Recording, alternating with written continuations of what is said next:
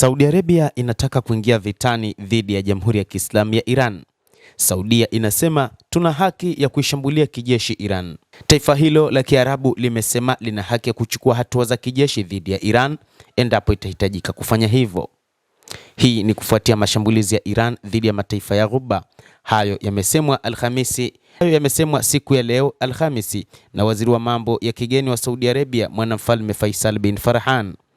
Taarifa hii imekuja wakati mwandishi wa shirika la habari la Ufaransa AFP alisema milipuko mikubwa zaidi imesikika katika mji wa Riyadh usiku wa kuamkia Alhamisi, baada ya mamlaka ya taifa hilo la kifalme awali kusema kuwa lilizuia makombora manne ya masafa marefu yaliyokuwa yanaelekea katika mji mkuu wa Riyadh. Haya yanafanyika wakati ambapo jeshi la mapinduzi la Kiislamu la Iran limeyaonya hayo mataifa ya Ghuba kwamba viwanda vyao vya mafuta na gesi vitashambuliwa na kuharibiwa kabisa iwapo Israel na Marekani watafanya mashambulizi zaidi dhidi ya miundombinu ya nishati ya Iran. Hata hivyo, maafisa wa Iran wametumuliwa nchini Qatar. Katika taarifa, jeshi hilo limesema jawabu lake litakuwa kubwa kuliko shambulizo lililofanyika katika kituo kikubwa zaidi cha gesi duniani kilichopo Qatar na cha Ras Laffan. Awali Iran ilikuwa imelaumu Marekani na Israel kwa mashambulizi katika kituo chake kikubwa cha gesi cha South Pars. Umoja wa Falme za Kiarabu na Qatar walikuwa wametoa taarifa mbalimbali kulaani mashambulizi hayo katika kiwanda cha gesi cha Iran. Wakati hayo yakijiri, Qatar kupitia wizara yake ya mambo ya kigeni imewaagiza maafisa wa jeshi na usalama wa Iran kuondoka nchini humo katika kipindi cha saa 24 zijazo.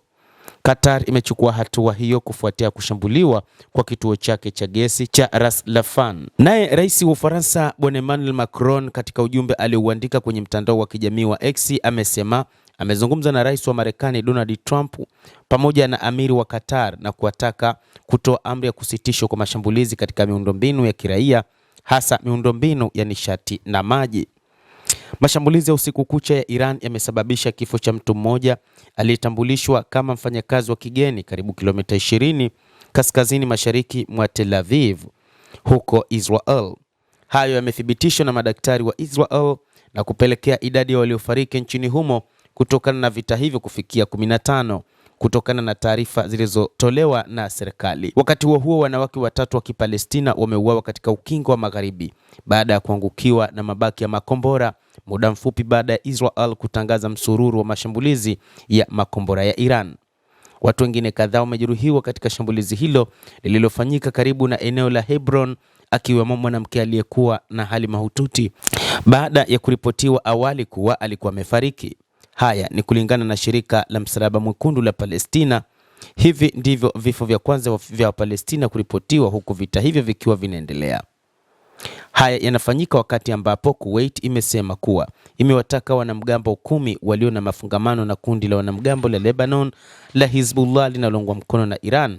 Kuwait kupitia wizara yake ya usalama ya ndani imesema wanamgambo hao walikuwa wanapanga kufanya mashambulizi ya kigeni katika miundombinu ya taifa hilo. Hata hivyo, imeelezwa kwamba wakati huu ni wakati hatari mno katika eneo la Mashariki ya Kati na kwamba hali inazidi kuwa mbaya zaidi katika eneo hilo ambapo kila kukicha mashambulizi yanazidi kuongezeka kutoka kila upande. Iran imeapa kwamba lazima ilipize kisasi kutokana na mashambulizi makubwa yanayofanywa na Marekani pamoja na Israel, ikiwa ni pamoja na kushambulia nchi rafiki katika eneo hilo la Mashariki ya Kati ambazo ni mataifa ya Ghuba. Mtazamaji, endelea kutufuatilia, lakini ni kusihi usisahau kulike, usisahau kucomment, kadhalika kusubscribe channel yetu hii ili upate habari hizi kwa mapana kupitia The World News.